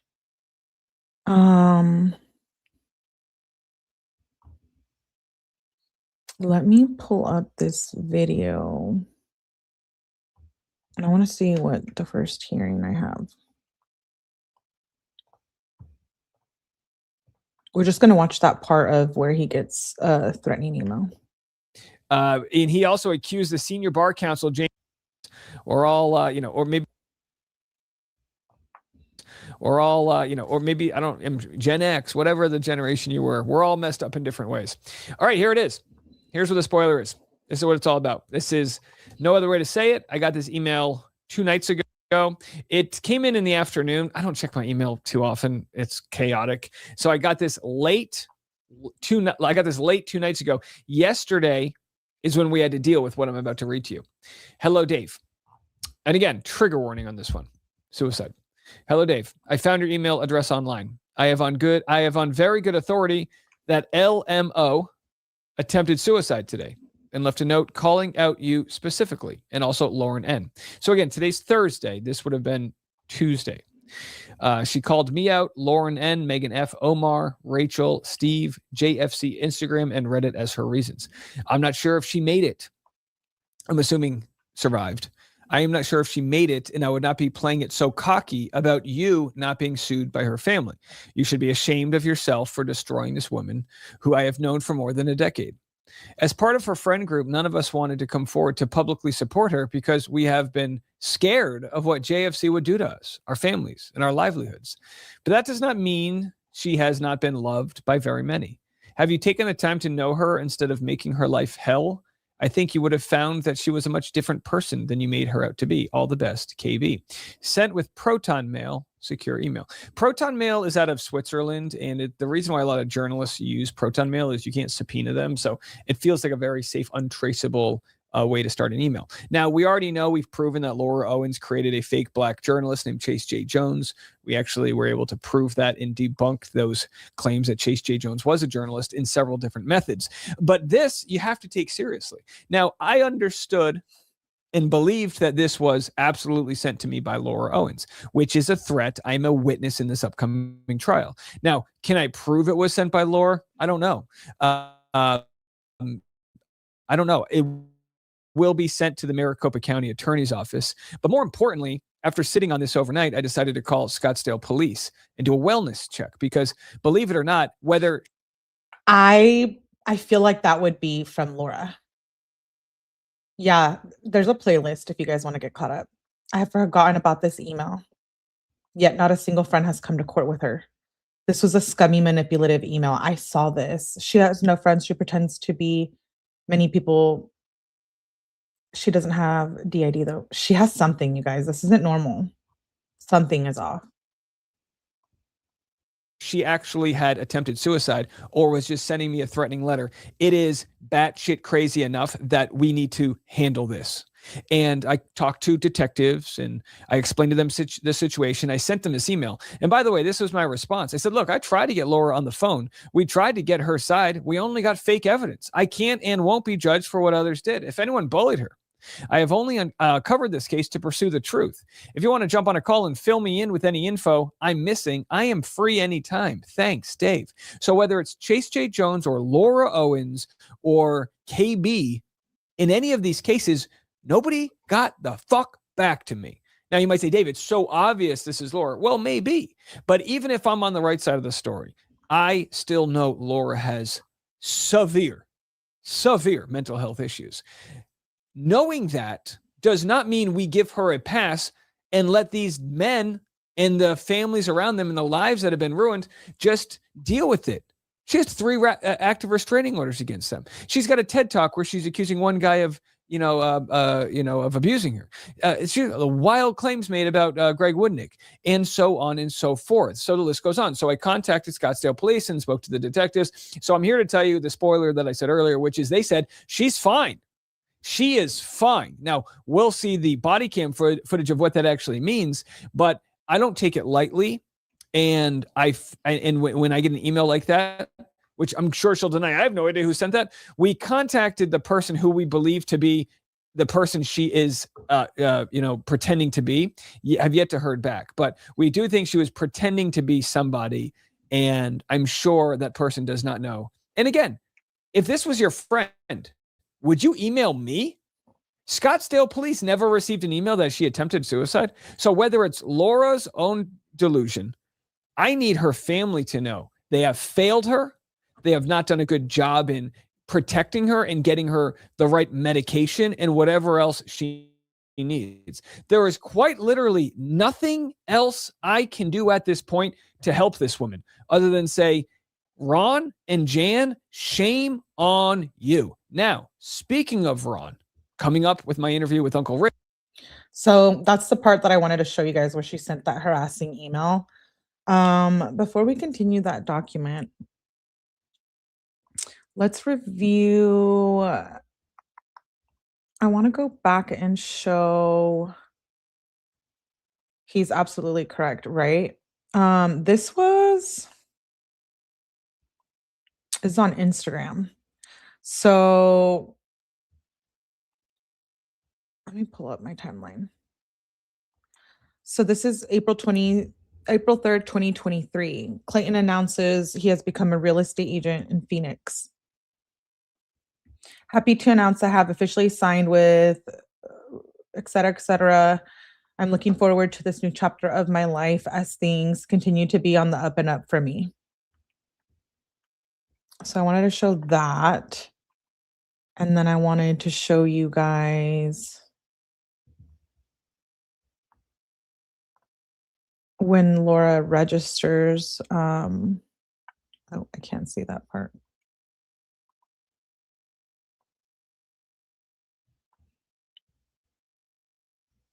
Sorry, this document's taking a minute to load.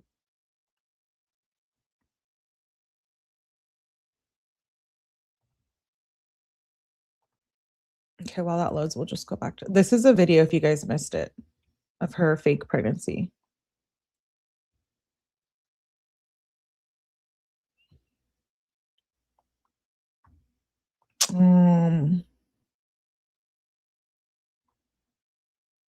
She even had FBI ask for a wellness check because she tried to claim the same manipulation. It's literally like JLR. Waste of resources. Okay, let's get back to this while that document loads. I only want to read a little bit more for today. We're going to start going through like the hearings and stuff, probably on the next live. I'm serious. That's how she signs all her communication. Oh, and she says all the best.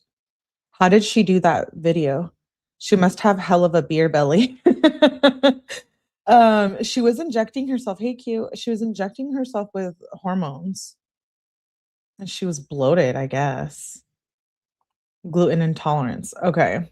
Yeah, that's wild. So let's continue. During the course of the investigation, I reviewed. I don't know if this is for her deposition.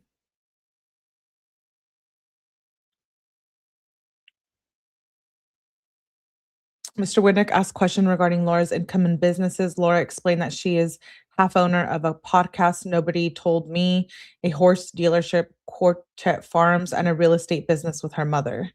Laura was asked about her epilepsy Laura reported that she had an epileptic restriction on her driver's license in California in 2017 and is currently prescribed lamotrigine and anti-epileptic.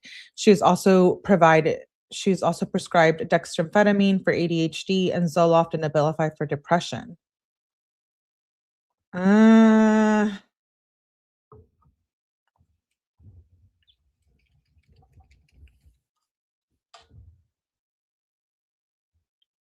Yeah, Abilify is used for schizo, bipolar, and major depressive.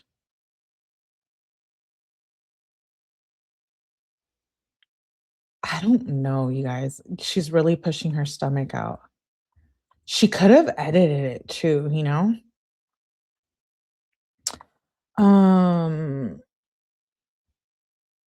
Laura also mentions being on abortion pills. Laura agreed that she would not have a problem with extending the HIPAA release to include these records. Laura reviewed her doctors. Dr. Zeman is her neurologist. She had also seen a doctor at Mom Doc and a provider at Banner Urgent Care. Laura reported that she had also seen a provider at Planned Parenthood in the last 24 months.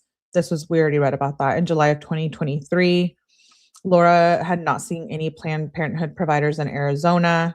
She reported that she would go to One Medical for general practice. When asked about her OBGYN, Laura reports that she would see the doctor that she saw at Mom Doc. Laura reported that she had canceled appointments with other OBGYNs and she had been accepted into a high-risk practice, but she canceled the appointment. Laura was asked for the names of the OBGYNs that she had actually seen, not that she had canceled appointments with. Laura stated that Mom Doc and Tamara Lister at Banner Care Urgent. Mr. Widnick said he understands that only the doctors that she has seen that are board certified to address pregnancy or alleged pregnancy-related issues include the provider at Planned Parenthood. Owens said this is correct and that she has seen other providers that were not obstetricians. Mr. Widnick discussed civil litigation in California. There was a personal injury case where she was represented by a firm of Joe Kutch. Mr. Widnick suggested that she had a restraining order against Mike Maricini, who was also one of the victims, in California as well. Laura indicated this also involved a pregnancy. However, the restraining order was 2 years after that. Mr. Widnick said that she also had a case involving Sean Roanhorse here in Arizona, and that Sean has contacted the media in regard to the current case. Laura indicated she was aware of this. Laura was aware of this through Dave Neal, who we just watched. Mr. Widnick told Laura that she had a civil suit against Greg, who also claims she fabricated a pregnancy. Laura indicated that this is correct. Mr. Widnick asked if Maricini claimed that she fabricated a pregnancy. Laura said not at the time, but indicated that Maricini's brother-in-law did claim she faked the pregnancy. Mr. Widnick reviewed, stating that Mike and Greg and Clayton all claimed she fabricated pregnancies. Mr. Widnick asked if any men other than Greg, Mike, and Clayton have filed protective orders against them by her. Owens said no. Mr. Widnick reviewed and discussed bar complaints that Laura had filed. Mr. Widnick then brought up board complaints, specifically a complaint with the Arizona Department of Real Estate. Laura agreed that she did file a complaint with the Arizona Department of Real Estate against Clayton, who also stated she filed a complaint with the Register of Contractors against Sean. Wow, this is too much. Like,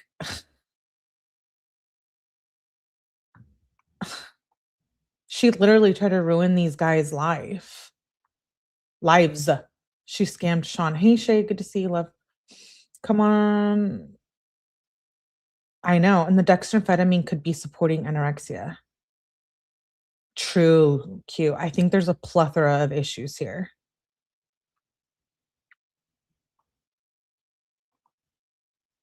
Okay. Thank you. AI video? That's true, Hellville. They may be prescribed. It doesn't mean she takes them. Facts.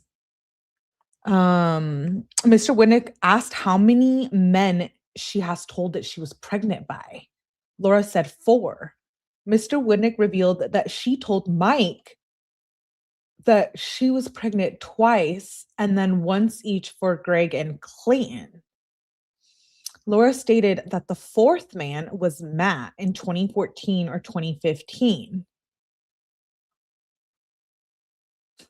Laura reported that there's a Mike and there's a Matt. Laura reported that Matt pregnancy ended in a miscarriage when she was approximately 6 weeks along. Mr. Woodnick asked if there was ever an accusation from Matt that the pregnancy was fabricated. Laura said yes. Mr. Woodnick stated that 4 men have alleged that she had claimed to be pregnant by them and it was a lie. Laura said that this was true.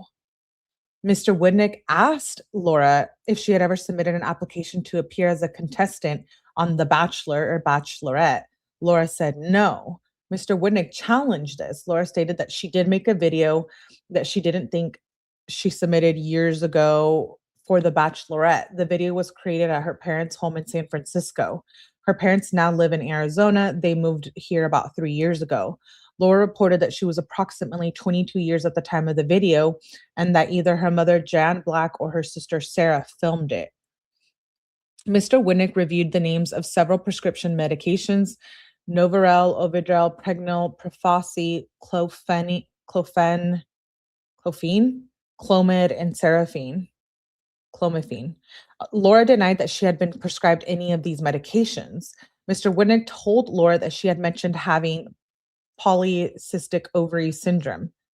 Laura indicated that she was treated for this by Dr. Chan, a gynecologist-oncologist in San Francisco, California with Pacific Medical.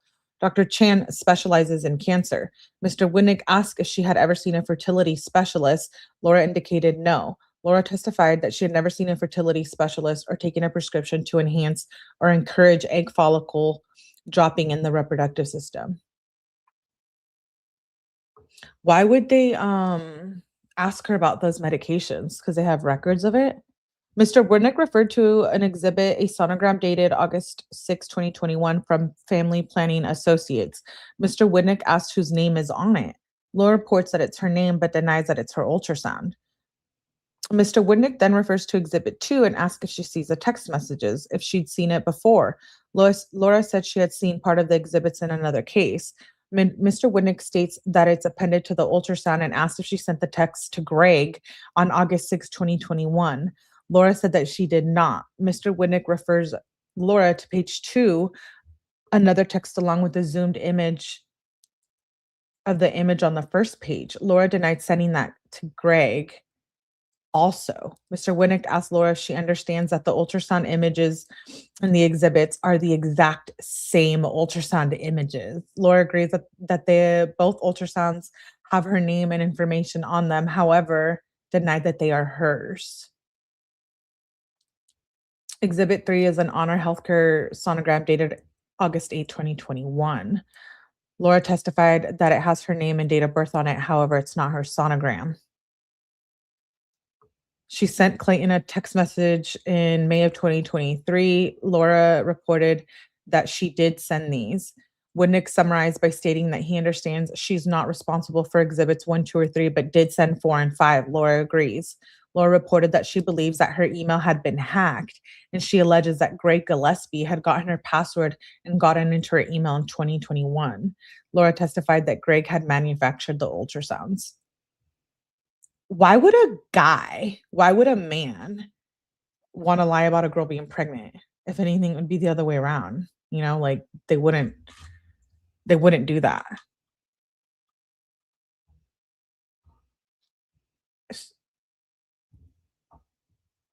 She's just going around trying to claim pregnancy with everybody but her vajayjays. I know. For money, for child support, I don't even think it's that, guys. I don't even think that's the motive. I think she's just mentally unwell. There was a discussion about Laura, excuse me.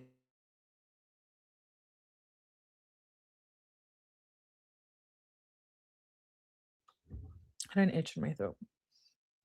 There was discussion about Laura suggesting that she may be pregnant 5 days after her encounter with Clayton. Laura states that she was not on birth control and was considering taking the Plan B. During this exchange, Mr. Winnick stated that she was present during Clayton's deposition, and he stated that she gave him a blowjob 5 hours apart. Laura stated that Clayton testified to that. Laura suggests that they had penetrative sex. Laura testified that she sent a text to her sister Sarah the day after the encounter, telling her that Echard stuck his penis in when I told him not to.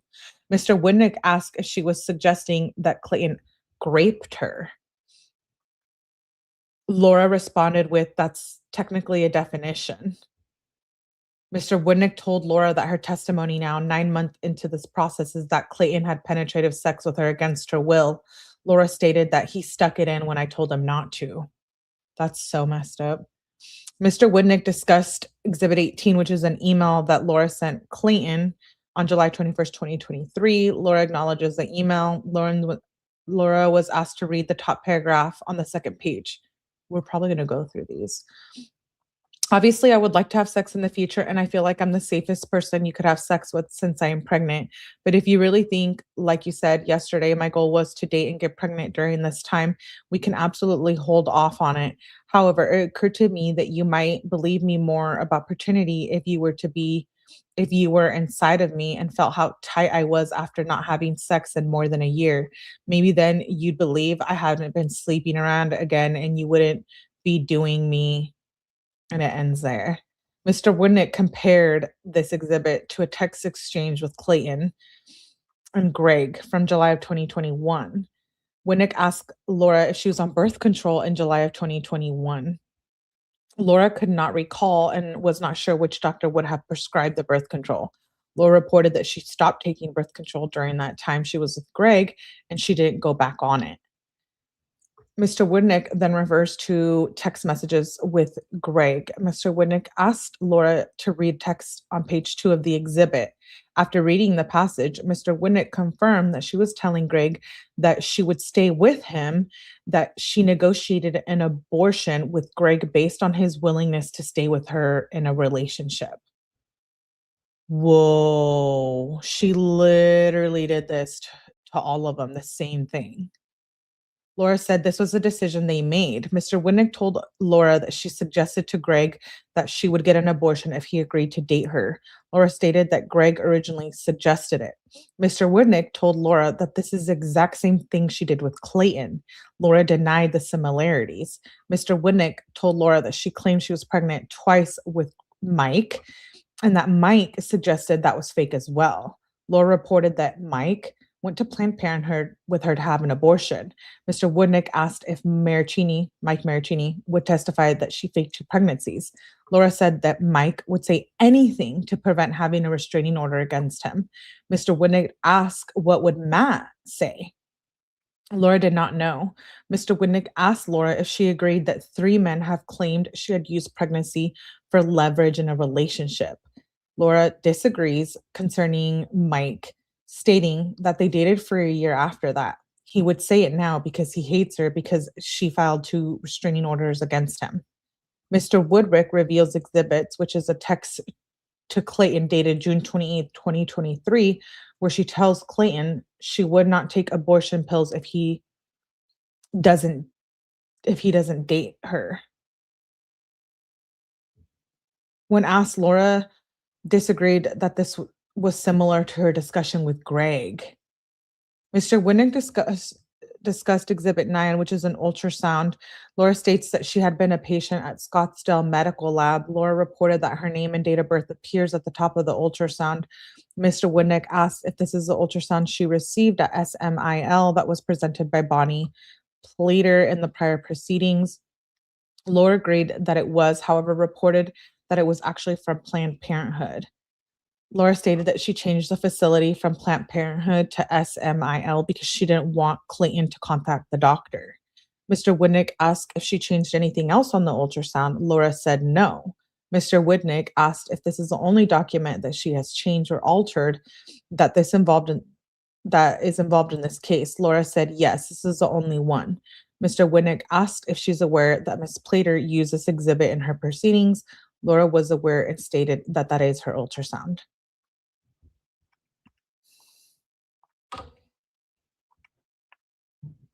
Sucks for real woman victims too. That sucks for men where the woman is lying like this. I can't even imagine. That's like the last thing I'd want to do. Lie about being pregnant and miscarriages and abortions. She's using the court system to torture them. I don't think she's mentally ill. I think she's trying really, Evie, okay? So she's like a JLR. She wanted to ruin their lives. I think she wanted to ruin their lives because they didn't want to date her.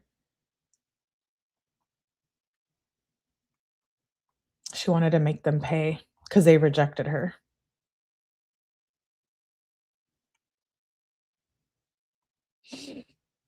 Wow.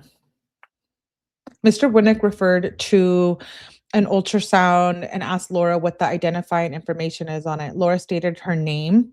Mr. Winnick asked if this is her ultrasound. Laura indicated it's not. Mr. Winnick asked how many ultrasounds she had for this pregnancy. Laura said one. It was Planned Parenthood.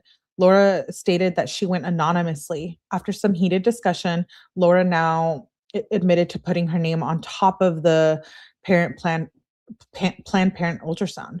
Mr. Woodnick told Owens that there is an exception of honesty when she submits records to the court. Laura stated that she didn't believe she submitted this to the court. During further discussion, Laura stated that the date on Exhibit 9 is correct. Mr. Woodnick asked Laura how she got with the ultrasound image as she received it via mail, if she walked out of the facility with it or some other way. Laura says she does not recall. There was further discussion about obtaining the original ultrasound from Planned Parenthood in Mission Viejo. Laura said she would do that, she would do what she could to obtain it. Laura explains that she went anonymously because she didn't want anyone to find out she was pregnant. Mr. Winnick reveals an email from Laura Owens at nobodytoldmeshow.com that has an ultrasound video attached to it. Laura reported that this ultrasound is not hers and denied sending the email. Laura reported that she did not have contact with Clayton from this email address. Mr. Winnick moved to Exhibit 11, an email that she sent to Clayton on October 14th. Laura agreed that on October 14th, she told Clayton that she was pregnant with, and that her neurologist was saying she was pregnant. Mr. Winnick told Laura that she testified under oath that Judge, I forget how to say this name. Someone told me earlier, Judge G, on November 2nd, 2023. Laura said, correct. Mr. Winnick reminded Laura that she told the judge that she had seen Dr. McCall. Laura said she was accepted into his practice. Mr. Winnick confronted Laura, telling her that she didn't lie, she just misled. Laura responded by stating that she didn't feel that this was a fair way to say it. Owens did not deny that she had never been seen by Dr. McCall.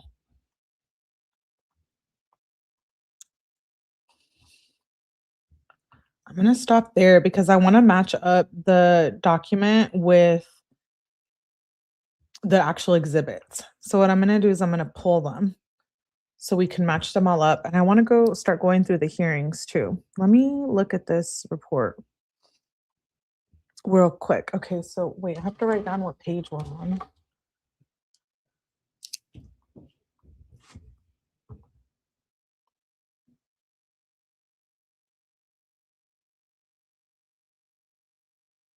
Yeah, I kind of do want to match up. We're going to stop there for today anyways, because we've already been live for 2 hours. And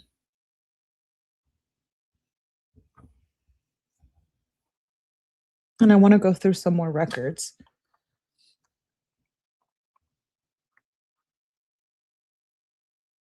In a recent interview, someone said Clayton said she's back on dating apps. What?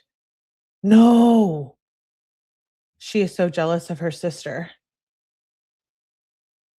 She can't be on dating apps. She should be banned. She just wants what her sister has, her life with a husband and maybe a child later. I don't think a baby, take note of the page. Yeah, I did. Oh, Dr. McCool. I need to get these names right. Maybe if I watch more Dave Neal, I'll start pronouncing them right.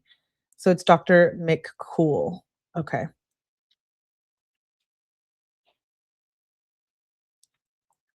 Really? She shouldn't be able to have a baby because she's unwell. Will she serve time for this?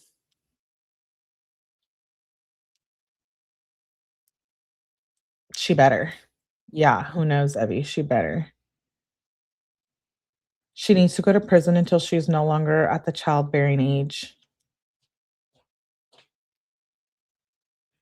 Yeah, she's like, and if she is back on dating apps, she's just gonna get new guys and she's gonna do either the same thing or like something different, but still try to set them up. You know what I mean?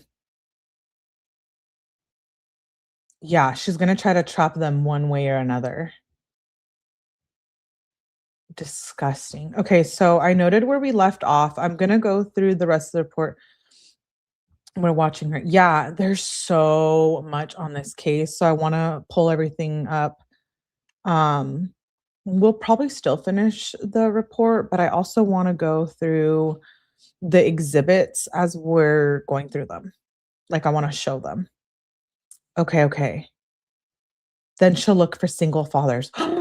No. Oh my God.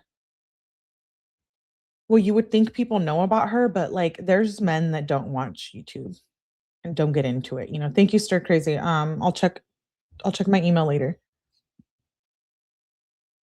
Yeah, don't think she'll move an inch without someone knowing. We should do something like don't date Laura Owens, but I know she went hard on Dave Neal, claiming he was harassing her. So, hey, shout out to Dave Neal for continuing to stay on it. That's wild. This is pretty crazy case. Aside from the JLR stuff, the 𝗠𝗲𝗹𝗆𝗆, it's pretty insane. And there's a lot of content. So I will schedule the live for tomorrow. I was going to try to get 𝗠𝗲𝗃 done tonight, but I might just drop a 𝗠𝗲𝗃 video. So keep your eye out for the videos. I will schedule Laura Owens for tomorrow. We should have more lives tomorrow. David isn't the only one she's gone after. Of creators? Really? See, she's dangerous. She's like JLR. She's dangerous to society, Like they shouldn't be walking amongst society. Thanks for being here, iBoob. Indeed. Okay. I'll have to look it up. I will schedule live for tomorrow. I'll be a little bit earlier tomorrow. I started late because I had something come up. Yeah, she went after the small creator and called a sheriff. Listen, I'm pissing JLR off. Now I'm gonna piss Laura Owens off. I don't need any problems with the police. She stopped covering this case. No way. Good to see you, Madden. What time tomorrow? So today I came on way later than I wanted to. Tomorrow I should be on. Originally I had posted at 2 p.m. my time. I'm ready to boon. Yeah, I want to do 𝗠𝗲𝗃 tomorrow. So I want to do Laura and then 𝗠𝗲𝗃. Who's scooping? I'm scooping. Glad to see you. I'm glad you made it, Madden. Yeah, right, Chad. I'm not gonna stop covering it at this point. 2 p.m. when? PST. Actually, yeah, that'll be a good time. Hopefully I can tap in at the right time. I can message you too, Madden. Let you know.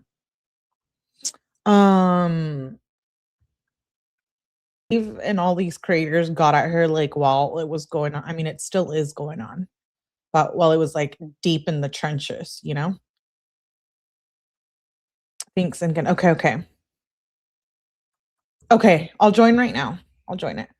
Fascinating topic. Thank you, Debbie, for being here. Okay, everyone, tap the like button on your way out.